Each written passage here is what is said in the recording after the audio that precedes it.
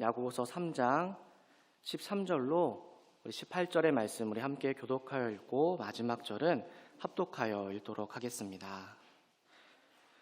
너희 중에 지혜와 총명이 있는 자가 누구냐? 그는 선행으로 말미암아 지혜 온유함으로 그 행함을 보일지니라. 그러나 너희 마음속에 독한 시기와 다툼이 있으면 자랑하지 말라. 진리를 거슬러 거짓말하지 말라. 이러한 지혜는 위로부터 내려온 것이 아니오 땅 위의 것이요 정욕의 것이요 귀신의 것이니 시기와 다툼이 있는 곳에는 혼란과 모든 악한 일이 있음이라. 오직 위로부터 난 지혜는 첫째 성결하고 다음에 화평하고 관용하고 양순하며 긍휼과 선한 열매가 가득하고 편견과 거짓이 없나니 화평하게 하는 자들은 화평으로 심어 의의 열매를 거두느니라. 아멘. 할렐루야. 아멘. 오늘도 하나님의 말씀을 우리 여러분들과 함께 나눌 수 있음에 감사드리며 믿음을 가진 그리스도인의 지혜라는 제목으로 우리 함께 말씀을 나누려고 합니다. 제가 설교하는 이제 오후 예배 시간마다 야고보서 말씀을 통하여서 이제 함께 은혜를 나누고 있는데 야고보서를 읽을 때마다 느끼는 것은 예수 그리스도를 향한 믿음을 가진 그리스도인들, 특별히 이제 2장 1절에 기록되어 있는 이 영광의 주, 곧 우리 주 예수 그리스도에 대한 믿음을 가진 그리스도인들이 이 땅에 어떻게 살아가는 것이 믿음을 나타내고 증명하는 삶인지 아주 분명하고 정확하게 선포하고 있는 것을 보게 됩니다. 야고보 사도가 사용한 이 영광의 주라는 이 표현은 십자가에서 승리하신 예수님, 죽음과 권세 또 사망의 권세를 깨뜨리신 예수님을 전제하여 쓰는 표현이었는데 십자가에서 승리하신 그 예수님 또 죽음과 사망의 권세를 깨뜨리신 그 예수님을 믿는 믿음을 우리는 그리스도인으로서 가지고 이러한 모습을 따라 영광의 주인 예수 그리스도를 향한 그 믿음 가운데에 세상과 사람들에게 증명하며 살아갈 수 있어야 합니다. 그래서 앞선 말씀을 통해서 하나님께서 우리에게 주신 말씀 그대로 행하는 삶을 살아가고 또한 형제들을 차별하며 대하지 않고 말에 실수가 없도록 주의하고 경계하며 하나님께 찬양과 감사의 고백, 주님의 이름을 증거하는 입술의 고백으로 살아가는 것입니다. 그리고 또한 이 모습은 오늘 우리가 읽은 말씀에서 이렇게 표현해 주고 있습니다. 우리 다시 한번 13절 말씀을 함께 읽도록 하겠습니다. 시작. 너희 중에 지혜와 총명이 있는 자가 누구냐? 그의 선행으로 말미암아 지혜의 온유함으로 그 행함을 보일지니라. 아멘. 야고보 사도는 13절 말씀에서 지혜와 총명을 가진 사람들, 즉 믿음을 가진 사람들이 행하는 모습은 그의 선행으로 말미암아 그의 온유함을 나타내야 한다라고 말합니다. 이제 설교를 시작하는 이 시점에서 제가 두 가지 질문을 먼저 드리려고 하는데 이 질문이 설교 전체를 요약하는 핵심 질문이기 때문에 말씀을 들으시면서 분명하게 돌아보시고 결단하셨으면 좋겠습니다. 먼저 첫 번째 질문은 우리 열방의 성도님들께서는 선행으로 말미암아 지혜의 온유함으로 행하여 보이고 있으신가요? 즉 스스로 자신을 돌아볼 때에 나는 지혜와 총명을 가진 사람이라고 생각하시는지 아니면 미련한 사람으로 생각하시는지 돌아볼 수 있는 시간이 되었으면 좋겠습니다.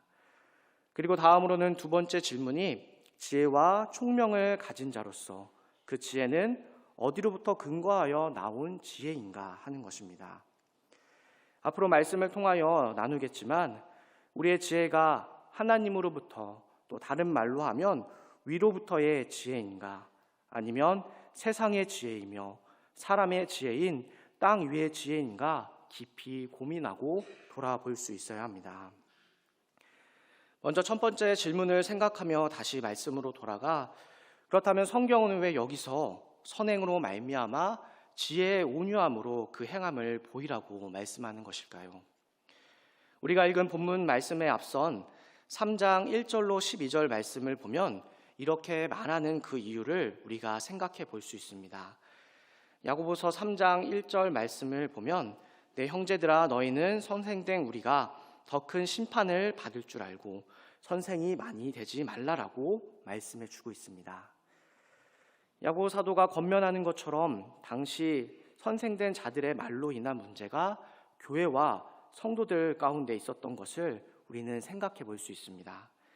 아마도 그들은 가르치는 자리에서 자신이 가진 그 지혜와 지식을 내세우며 교회와 성도들을 혼란스럽게 했는데, 그들은 교회에서 스스로 지혜 있는 사람으로 또 지식 있는 사람으로 선생되기를 원했고, 야고보서 3장 전반부 말씀을 근거로 생각해 볼 때 말에 실수가 있었던 것이 분명합니다. 그들은 자신들의 지혜와 총명을 자랑하며 선생되기를 원했지만, 그로 인해 교회와 성도들은 어려움을 겪었던 것입니다. 그렇기 때문에 믿음을 가진 그리스도인은 선행으로 말미암아 지혜의 온유함으로 말미암아 행함을 보일 수 있는 그리스도인인가 살펴볼 수 있어야 합니다. 우리 옆에 계신 분들에게 결단하시며 이렇게 고백하시면 좋을 것 같습니다. 내가 바로 그 사람입니다. 네, 우리 옆에 계신 분들 우리 잘 기억하셨으면 좋겠습니다. 네, 지금 결단하시고 이제 고백하셨는데 그렇게 살지 않으실 때는 저에게 말씀을 한번 해주시면 좋겠습니다. 네, 우리 열방의 모든 성도님들 지금 고백하신 대로 지혜의 온유함으로 말미암아 또 행함을 나타내는 주 예수의 그리스도를 향한 믿음을 가진 자로 살아가시기를 주님의 이름으로 축복합니다. 그런데 사실 우리는 모두 지혜로운 사람이 되기를 원합니다. 우리 성도님들 중에서 미련한 사람이 되기를 원하시는 분은 있지 않으실 것 같습니다. 우리는 교회에서나 또한 세상에서나 모두 지혜로운 사람이 되기를 원하죠. 특히 요즘같이 어려운 시기에는 세상을 살아가는 그 삶의 지혜가 필요하다고 말하며 지혜롭게 사는 삶이 더 절실하게 느껴지기도 합니다. 요즘 인터넷과 뉴스를 보면 가장 많이 보는 단어들이 있으실 것입니다. 세계는 전쟁과 기근이 일어나게 되고 또 자연재해가 끊임없이 일어나고 있습니다. PPT를 한 장 넘겨주세요. 그로 인한 물가와 금리 인상이 있고 또한 공공요금은 계속하여 오르고 있는데 또 눌러주시면 됩니다. 부동산과 주식시장 등 자산의 가치는 점점 침체하고 있다라고 말하고 있죠.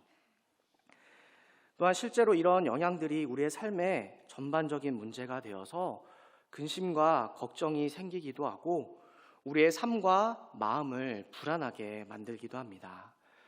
요즘 대신방 기간이어서 성도님들의 가정에 가서 기도 제목도 나누고 또 삶을 돌아보게 되는데 의외로 또 물질에 대한 여러 가지 염려와 걱정을 가지신 성도님들이 많이 있는 것을 보게 됩니다. 이처럼 어려운 현실로 마주하며 찾아오는 이 문제와 근심으로 인하여서 정말로 살아가기 힘든 세상이라 말하며 많은 사람들 역시 그 삶의 지혜를 얻으려고 하는 것이죠. 그리고 요즘은 과학과 문명이 발달하여서 인터넷이나 유튜브를 통해서 누구나 손쉽게 많은 정보와 또 지식을 습득할 수 있고 삶의 지혜에 대해서도 우리가 쉽게 배울 수 있는 세상이 되었습니다. 마음만 먹으면 내가 원하는 분야와 또 알고 싶어하는 그런 지식과 정보를 우리가 얻을 수 있고 그것을 이용할 수 있는 것이죠. 그래서 저도 알고 싶은 정보나 필요한 지식이 있으면 인터넷과 유튜브를 통해서 도움을 얻기도 합니다. 이번 설교를 준비하면서도 인터넷을 통해 삶의 지혜에 대해서 검색을 하니 세상의 많은 사람들이 수많은 명언들과 삶의 지혜들에 대한 글을 쓴 것을 보게 되었습니다. 그중 몇 가지 소개해드리면 한 번 더 눌러주세요. 시간은 누구에게나 공평하게 다가온다. 또 간섭보다도 더 듣기 싫은 말이 공감되지 않은 충고이다. 성공을 하고 싶다면 겸손부터 갖추어라. 거짓말이어도 사람을 살리는 일이라면 필요하다. 멀리 있는 사람보다 가까이 있는 사람에게 잘해야 된다. 이 밖에 등등 이런 것들은 해야 한다라고 말하고 또 이런 것들은 하지 말아야 한다 말하고 이렇게 살아야 한다고 말하는 여러 격언들과 삶의 지혜를 보게 됩니다. 이 땅에서 건강하게 살아갈 수 있는 삶, 이런 삶의 지혜들만 이제 몇 가지 우리가 알고 그것만 잘 지킬 수 있다고 해도 인생의 많은 근심과 또 걱정이 사라지고 건강하고 행복하게 살 수 있겠다는 생각을 이제 해보게 되었습니다.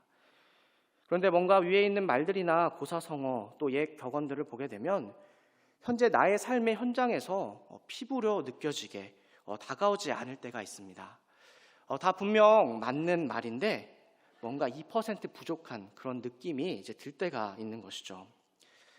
우리는 보통 저 사람은 참 지혜 있는 사람이다라고 표현할 때 어떤 모습을 가진 사람이라고 생각하시나요? 제가 한 가지 질문을 드리려고 하는데 이제 앞에 있는 사진을 좀 있으면 띄워드릴 겁니다. 그 사진을 보면서 그 중에 지혜 있는 사람이 누구인지 한번 찾아보시면 좋으실 것 같은데 아까 제가 앞서 말씀드렸던 4번과 5번의 명언을 조금 기억해 주셔서 답을 해주시면 좋을 것 같습니다. 네, 첫 번째 인물입니다. 한번 띄워주세요. 네, 애플이라는 회사를 만든 스티븐 잡스라는 사람입니다. 네, 두 번째도 한번 띄워주세요. 네, 혹시 아시는 분 계시나요? 네, 아주 상식이 풍부하신데 우리 열방교회 성도님들 같습니다. 네, 워렌 머핏이라는 이제 글로벌 투자회사를 운영하는 이제 그런 사람이라고 합니다. 네, 한번 또 눌러주세요. 네, 세 번째는 네, 열방교회 이대구를 담당하는 이제 정강일 목사라고 합니다. 사진이랑 좀 많이 달라요. 네, 네, 네, 다르지만 네, 이제 교회 홈페이지에 있는 제 사진입니다. 네, 보기 중에 혹시 누가 지혜 있는 사람 같나요? 네, 3번, 네, 감사합니다. 네, 아까 말씀드렸던 4번과 5번, 거짓말일지라도 사람을 살리는 일이라면 필요하다. 네, 멀리 있는 사람보다 가까이 있는 사람에게 잘해야 한다. 네, 분명 속마음은 이제 아니하실지라도 네, 그렇게 말씀해 주셔서 너무나 감사합니다.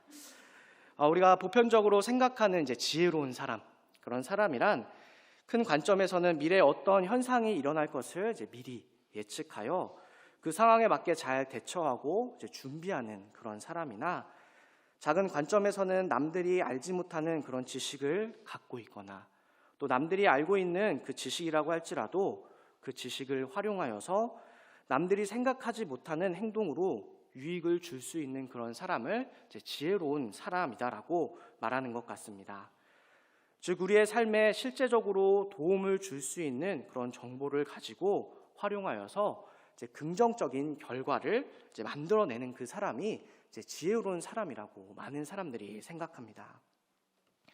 예를 들어서 합법적으로 절세할 수 있는 방법을 알아 세금을 덜 내고 이익을 얻을 수 있는 사람이 있다면 우리는 지혜로운 사람이다라고 말할 것입니다. 또한 교통체증이 심한 그런 목적지를 가야 하는데 그곳까지 빠르게 갈 수 있는 그런 길과 또한 방법을 알고 있는 그 사람이 또한 지혜로운 사람이 될 것이고 직장이나 교회와 같은 한 공동체 안에서 분위기와 환경을 잘 파악하여 갈등이 없이 인간관계를 잘 맺는 사람 또한 지혜로운 사람이 될 것입니다. 또한 좋은 물건을 아주 싸게 구입할 수 있는 그런 사람. 지난 겨울과 같이 아주 추웠던 겨울에도 보일러를 끄지 않고 아주 따뜻하게 가스비를 아낄 수 있는 방법을 아는 사람. 또한 바뀐 대학 입시를 잘 분석하여서 그 아이에게 맞도록 컨설팅을 잘 해줄 수 있는 그런 사람 또한 지혜로운 사람이 될 것입니다. 또한 우리 교회가 매 주일 주차 문제로 어려움을 겪고 있습니다. 또 고민하고 있는데 이 주차 문제를 해결해 줄 수 있는 그 사람. 그 밖에도 지혜로운 사람은 자신이 알고 있는 그 정보와 지식을 상황과 환경에 맞게 적절하게 사용하여 유익과 도움을 줄 수 있는 그 사람이 바로 지혜로운 사람이 될 것입니다. 그리고 우리가 살아가는 이 세상에서 실제적으로 지혜롭게 살아가는 사람들이 너무나 많은 것을 보게 되죠. 앞서 말씀드린 인터넷과 유튜브의 영상을 통해 찾아보게 될 때 많은 사람들이 어떻게 저런 생각과 아이디어를 갖고 있을까? 저는 놀랄만한 그런 생각과 인사이트를 가지고 살아가는 그들의 모습을 보면서 감탄할 때가 많이 있습니다. 한마디로 이 세상에 지혜를 가진 사람들이 너무나 많다는 것입니다. 그리고 우리 역시 그 지혜를 때로는 원하기도 하고 또한 바랄 때가 많이 있지요. 교회 안에서도 어떻게 하면 교회가 하나님께서 원하시는 그 뜻 가운데에서 건강하게 열매를 맺을 수 있을까? 더 많은 사명과 사역을 감당할 수 있을까 고민하고 계실 거라 생각이 됩니다. 특히 리더의 자리에 있는 분들이라면 더욱더 많은 고민을 하시면서 지혜가 필요하다는 생각을 하십니다. 맡겨진 그 자리에서 최선을 다하기 위해서 열심을 내며 또 지혜를 얻기 위해서 구하는 것이죠. 나에게 맡겨진 그 사명의 자리, 또 목자의 자리에서 어떻게 하면 목장에 속한 성도와 가정들을 잘 돌볼 수 있을까? 교사의 자리에서 또 교구장과 기관장의 자리에서 어떻게 하면 내가 속한 그 기관과 교구를 잘 이끌어가고 하나님께서 원하시는 그 모습으로 세워갈 수 있을까 고민하며 지혜와 총명으로 세워가기 위해 최선을 다하실 거라 믿습니다. 그런데 여기서 우리가 분명하게 기억해야 될 것, 과연 우리가 그 원하는 지혜가 어디로부터 나온 것인가라는 고민입니다. 믿음을 가진 그리스도인들이라면 우리에게 주어진 이 지혜가 어디로부터 나온 것인지 먼저 분명하게 깨닫고 분명하게 정리할 필요가 있습니다. 내가 원하는 지혜, 또한 내가 살아가고 있는 삶의 지혜가 이 땅의 것인지 아니면 하늘의 것인지 돌아볼 수 있어야 하는 것이죠. 특별히 자신이 지혜와 총명을 가진 자로 가르치는 자리와 말을 하는 자리, 또 앞장서는 리더의 자리에 있다면 더욱더 주의하여 우리가 원하는 지혜가 어디로부터 나온 것인지 분명하게 고민할 수 있어야 합니다. 우리 모두는 지혜 있는 자로 살아가기를 원합니다. 그러나 그 지혜가 만일 이 땅의 것이라면 이 땅 위에서는 지혜로운 자라 불릴지라도 하나님 앞에서는 미련한 자라 불릴 수밖에 없습니다. 그렇다면 하나님께서 주시는 이 지혜, 위로부터 주어진 지혜는 어떤 모습으로 나타날까요? 우리가 읽었던 17절 말씀에서 이렇게 표현해 주고 있습니다. 우리 함께 17절 말씀 다시 한번 읽겠습니다. 시작. 오직 위로부터 난 지혜는 첫째 성결하고 다음에 화평하고 관용하고 양순하며 긍휼과 선한 열매가 가득하고 편견과 거짓이 없나니. 아멘. 하나님의 말씀은 위로부터 난 지혜, 성결하고 화평하고 관용하고 또 양순하며 긍휼과 선한 열매가 가득하고 편견과 거짓이 없는 모습이다라고 말씀해 주고 있습니다. 여러분들께서는 이런 모습으로 맡겨진 자리에서 사역을 감당하고 믿음 생활을 하고 계신가요?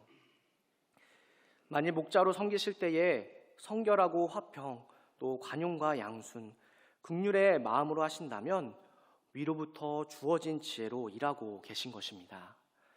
또한 교사와 찬양팀으로 섬기실 때, 또 교회에 맡겨진 여러 가지 직분들을 섬기실 때 선한 열매를 맺으며 편견과 거짓이 없이 감당하고 계시다면 맡겨진 사역을 지혜롭게 감당하고 계신 것입니다.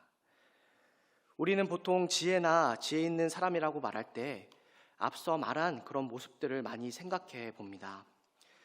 사람들이 쉽게 해결할 수 없는 어려운 문제들을 해결할 수 있는 생각이나 아이디어, 또는 상황과 환경을 잘 판단하여 현실적으로 도움을 주거나 유익을 주는 사람을 지혜로운 사람이라고 생각합니다. 그러나 오늘 말씀에선 위로부터 주어진 지혜는 그런 모습이 아니라 성결하고 화평하며 관용과 양순, 긍휼의 마음과 선한 열매가 가득한 것이라고 말씀해 줍니다. 그렇다면 반대로 땅 위에 있는 지혜는 어떤 모습일까요? 14절로 16절까지의 말씀을 또 우리 함께 살펴보며 다시 보도록 하겠습니다. 14절로 16절의 말씀입니다. 시작. 그러나 너희 마음속에 독한 시기와 다툼이 있으면 자랑하지 말라. 진리를 거슬러 거짓말하지 말라. 이러한 지혜는 위로부터 내려온 것이 아니요 땅 위의 것이요 정욕의 것이요 귀신의 것이니 시기와 다툼이 있는 곳에는 혼란과 모든 악한 일이 있습니다. 아멘. 우리가 믿음을 가진 그리스도인으로 지혜와 총명을 가진 자라고 생각하신다면 우리의 모습을 통해 그것이 위로부터 주어진 지혜인지 아니면 땅 위의 지혜인지 알 수 있게 됩니다. 우리의 모든 지혜와 총명을 가진 자가 되기를 원하고 또한 지혜와 총명을 가진 자로서 교회를 세워가는 일을 감당하고 계실 것입니다.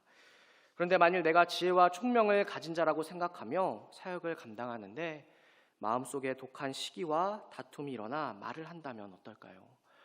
또 내가 지혜와 총명을 가진 자로 사역을 감당하고 있는데 그곳 가운데에 시기와 다툼이 일어나고 혼란함과 어려움이 찾아온다면 어떨까요?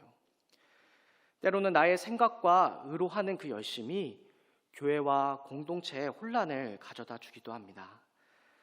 내가 가진 전문적인 지식, 또 내가 가진 경험과 은사, 또한 배경들로 인하여 내가 속한 공동체 안에서 어려운 일이 생기는 것입니다. 나는 최선을 다하기 위하여 또 좋은 결과를 얻기 위하여 그것이 내가 가진 지혜와 경험으로 가장 좋은 것으로 보이고 의로운 것이라 생각이 될지라도 그 일로 인하여 혼란이 일어나게 된다면 그럴 때 우리는 어떤 마음으로 또 어디로부터 주어진 지혜로 말미암아 사역을 감당하며 권면했는지 주의해야 하는 것입니다. 오늘 말씀에 기록되어 있는 것처럼 시기와 다툼이 있는 곳에는 혼란과 모든 악한 일이 있다는 말씀처럼 내가 생각하는 지혜가 아닌 위로부터 주어지는 지혜로 말미암은 그리스도인들이 되시기를 주님의 이름으로 축복합니다. 이제 말씀을 정리하면서 하나님의 말씀은 믿음을 가진 그리스도인의 지혜는 여기로부터 근거해야 된다고 말씀하고 있는데 그것은 바로 하나님으로부터 주어진 지혜, 또 위로부터 난 지혜라고 말씀하고 있습니다. 야고보 사도는 그리스도인이 살아가는 그 삶의 모습에 대하여 이미 1장에서 이렇게 말씀해 주고 있습니다. 1장 5절 말씀을 읽어드리면 너희 중에 누구든지 지혜가 부족하거든 모든 사람에게 후히 주시고 꾸짖지 아니하시는 하나님께 구하라. 그리하면 주시리라. 아멘. 이 말씀에서 지혜는 누가 주신다고 말씀하시나요? 네, 바로 지혜는 우리 하나님께서 주신다라고 말씀합니다. 즉 그리스도인의 지혜는 다른 것에 있는 것이 아니라 이 땅을 살아가고 있음에도 이 땅의 지혜가 아닌 바로 위로부터 주어지는 지혜, 다른 말로 하면 하나님께서 주시는 지혜로 말미암아 살아가는 그리스도인이다라고 말하는 것입니다. 또한 고린도전서 1장 24절 말씀을 보면 그리스도는 하나님의 능력이며 하나님의 지혜다라고 말씀하십니다.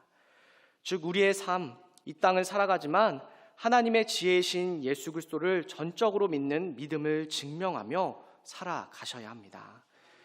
그래서 내가 믿고 있는 믿음의 대상이 누구인지 분명하게 기억하여 믿음의 대상인 예수 그리스도께서 삶의 통치자가 되시고 또 그분의 말씀대로 살아가는 그 모습을 나타내셔야 합니다.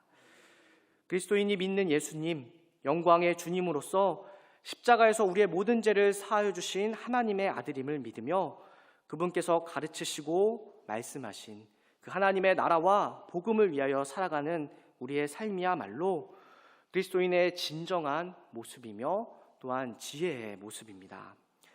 하나님께서 언약으로 말씀하신 것처럼 하나님의 때가 되면 이 땅의 심판주로 우리 예수님께서 다시 오실 것입니다.